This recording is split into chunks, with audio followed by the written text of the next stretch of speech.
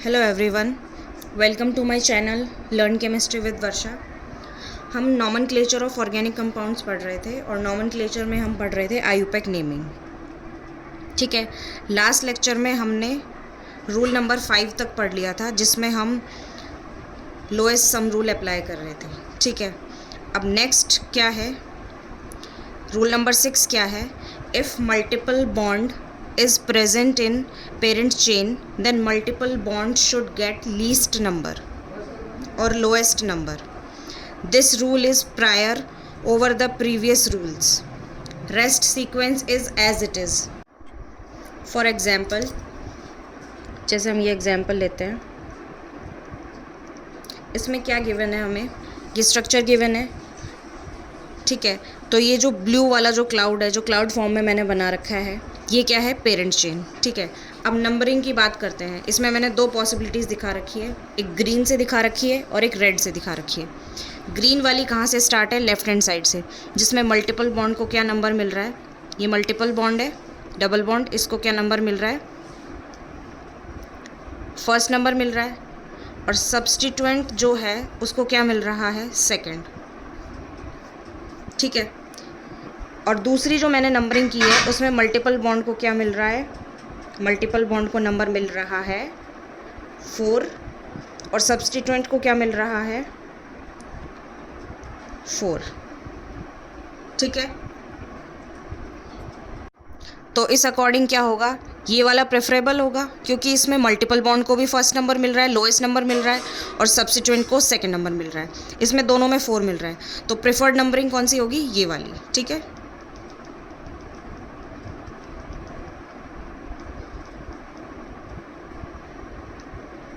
ठीक है। अब नेक्स्ट एग्जाम्पल, इसमें क्या है? देखो, इसमें भी दो पॉसिबिलिटीज़ मैंने दिखा रखी है। एक है राइट हैंड साइड से, जहाँ पे मल्टीपल बॉन्ड को क्या नंबर मिल रहा है? मल्टीपल बॉन्ड जो है, मल्टीपल मतलब डबल और ट्रिपल दोनों को मल्टीपल बॉन्ड बोलेंगे। ठीक है, और सिंगल बॉन्ड तो सिंगल बॉन्ड है ही। ठीक है, इसमें यहाँ पे मल्टीपल बॉन्ड जो है, जो कि यहाँ पे डबल बॉन्ड है, उसको क्या नंबर मिल रहा है? फर्स्ट। और सब्स्टिट्यूएंट को क्या मिल रहा है? 4th। सब्स्टिट्यूएंट को क्या मिल रहा है? 4th। ठीक है, और जो दूसरी पॉसिबिलिटी है उसमें क्या है? जो रेड वाली पॉसिबिलिटी है उसमें मल्टीपल बॉन्ड को मिल रहा है 4th नंबर। ठीक है, और सब्स्टिट्यूएंट को क्या मिल रहा है? Second number. ठीक है, तो यहाँ पे सब्स्टिट्यूएंट को सेकंड मिल रहा है और यहाँ पे सब्स्टिट्यूएंट को 4th मिल रहा है। लेकिन मैंने रूल नंबर 6 में क्या लिखा है कि if multiple bond is present in the parent chain, then multiple bond should get least number. This rule is prior over the previous rules. मतलब जो भी हमने प्रीवियस में जो भी रूल्स पढ़े हैं ना, 1 to 5 रूल्स जो पढ़े हैं, उनके ऊपर ये वाला रूल प्रायर होगा। ठीक है, rest sequence is as it is. चलो नेक्स्ट क्वेश्चन। एक रिटेन इन मेमोरी रखना है आपको। ये क्या है कि multiple bond must be included in the parent chain, no matter parent chain becomes small. ये क्या कहना चाह रहा है ये पॉइंट? कि मल्टीपल बॉन्ड जो है उसको पेरेंट चेन में इंक्लूड करना ही करना है। इससे कोई फ़र्क नहीं पड़ता कि आपकी पेरेंट चेन जो है वो छोटी हो जाए चाहे, लेकिन हमें मल्टीपल बॉन्ड जैसे डबल हो या ट्रिपल हो, उसको पेरेंट चेन में इंक्लूड करना ही करना है। जैसे ये है, इसमें अगर हम नंबरिंग कहाँ से करते हैं? अगर हम पेरेंट चेन, सबसे पहले तो पेरेंट चेन डिसाइड करनी है, longest parent chain including multiple bond. तो 1 2 3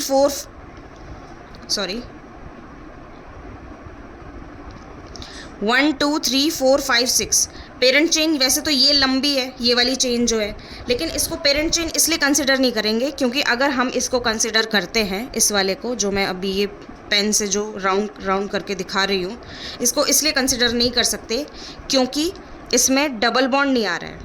देखो, मैं एक बार राउंड करके दिखाती हूँ। इसको अगर हम कंसिडर करते हैं तो ये वाला जो डबल बॉन्ड है ये हट जाता है। ठीक है, तो इसका मतलब पेरेंट चेन तो ये वाली होगी। अब हम नंबरिंग देखते हैं। नंबरिंग कहाँ से करेंगे? यहाँ से करते हैं, ऊपर से टॉप से अगर नंबरिंग करते हैं तो सब्स्टिट्यूएंट को क्या नंबर मिलता है?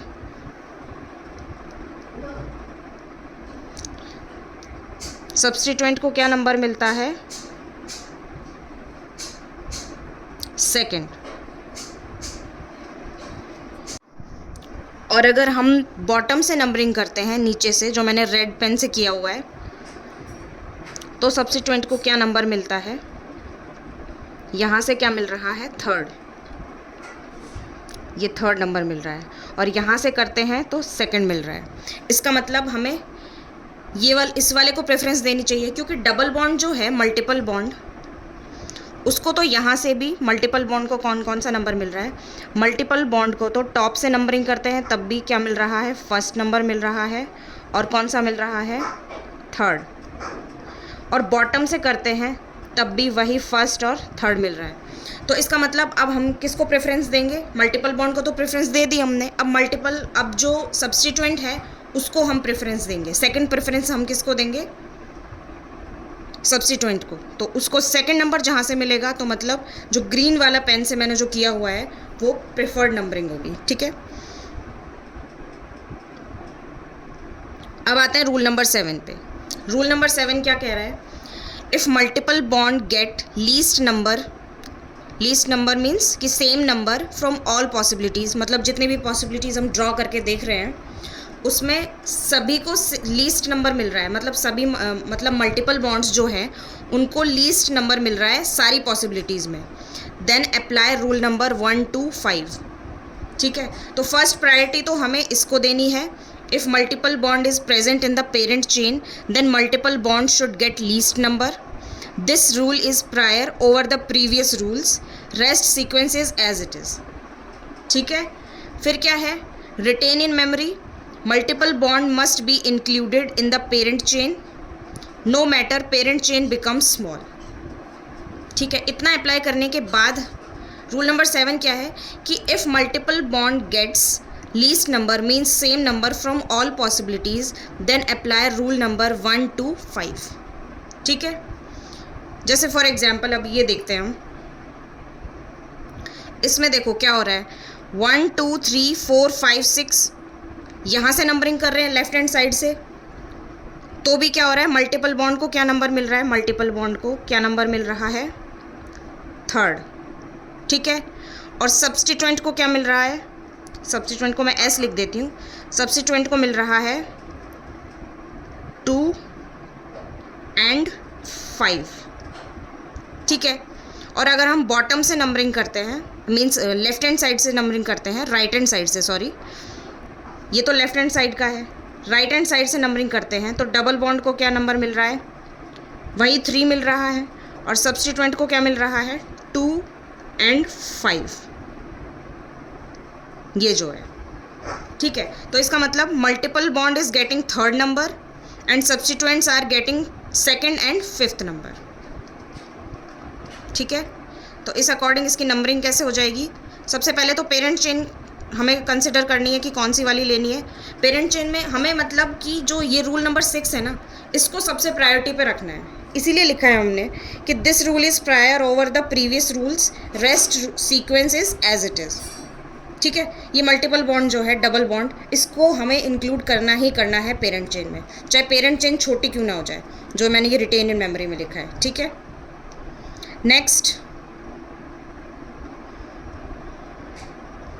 नेक्स्ट क्या है? नेक्स्ट एग्जाम्पल, जैसे अब ये वाला एग्जाम्पल हम लेते हैं। इसमें क्या है? जैसे हम ग्रीन से नंबरिंग करते हैं, जो मैंने ग्रीन वाला किया है, लेफ्ट हैंड साइड से जो नंबरिंग की है मैंने, लेफ्ट हैंड साइड से, इसमें क्या है? मल्टीपल बॉन्ड, मतलब यहाँ पे ट्रिपल बॉन्ड दिया हुआ है मैंने, ट्रिपल बॉन्ड को क्या नंबर मिल रहा है? थर्ड। ठीक है, और सब्स्टिट्यूएंट को क्या नंबर मिल रहा है? सब्स्टिट्यूएंट को फिफ्थ, और कौन सा मिल रहा है? सेकंड। ठीक है, और अगर हम राइट हैंड साइड से नंबरिंग करते हैं तो क्या मिल रहा है? मल्टीपल बॉन्ड को क्या मिल रहा है? वही थर्ड मिल रहा है, और सब्स्टिट्यूएंट को क्या मिल रहा है? Second and fifth. अब ये तो कन्फ्यूज़न हो गया क्योंकि सेम ही मिल रहा है। अब हम क्या करेंगे कि लेफ़्ट और राइट दोनों साइड से मल्टीपल बॉन्ड को थर्ड नंबर मिल रहा है और सब्स्टिट्यूएंट को सेकंड और फिफ्थ मिल रहा है। तो हमने यहाँ पे क्या पढ़ा था कि this rule is prior over the previous rules, rest sequences as it is. उसके बाद क्या है? Multiple bond must be included in the parent chain no matter chain become small.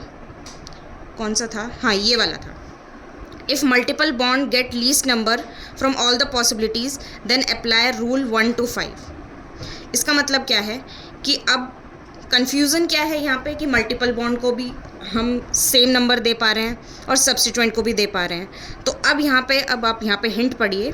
Hint मैंने क्या लिखा है, ethyl comes first in the alphabetical order. Ethyl का ई, ये जो C2H5 है ये इथाइल है और ये क्या है, मिथाइल। तो इथाइल और मिथाइल में से, मतलब ई और एम में से अल्फ़ाबेटिकल ऑर्डर में कौन पहले आता है, ई। तो हम इसको प्रेफरेंस देंगे। तो नंबरिंग कहाँ से होगी, लेफ्ट हैंड साइड से। इसकी नंबरिंग कहाँ से होगी, लेफ्ट हैंड साइड से। नेक्स्ट एग्जाम्पल, अब देखो इसमें क्या है, हम इसमें कहीं से भी नंबरिंग कर सकते हैं। मैं बताती हूँ कैसे। एक तो मैंने ग्रीन से मार्किंग की हुई है और एक मैंने वाइट से मार्किंग की हुई है। ग्रीन वाली मार्किंग देखते हैं सबसे पहले। ग्रीन वाली मार्किंग में मल्टीपल बॉन्ड को क्या नंबर मिल रहा है, फर्स्ट, और क्या मिल रहा है, 6th, ठीक है। और सब्स्टिट्यूएंट को क्या नंबर मिल रहा है, 2nd और 6th, ठीक है। और वाइट वाली मार्किंग जब हम देख रहे हैं, इसमें क्या मिल रहा है, वही 2nd एंड 6th, और मल्टीपल बॉन्ड को क्या मिल रहा है, 1 एंड 6th। तो ये वाला जो केस है, इसमें हम कहीं से भी नंबरिंग कर सकते हैं, क्योंकि यहाँ पे सब्स्टिट्यूएंट भी सेम है, यहाँ पे दोनों जगह मिथाइल है। अगर यहाँ पे एक इथाइल होता तो हम इथाइल वाले को प्रेफरेंस देते। फिर जैसे अगर यहाँ पे इथाइल होता तो हम यहाँ से प्रेफरेंस देते, लेफ्ट हैंड साइड से। यहाँ इथाइल होता तो हम यहाँ से प्रेफरेंस देते, ठीक है।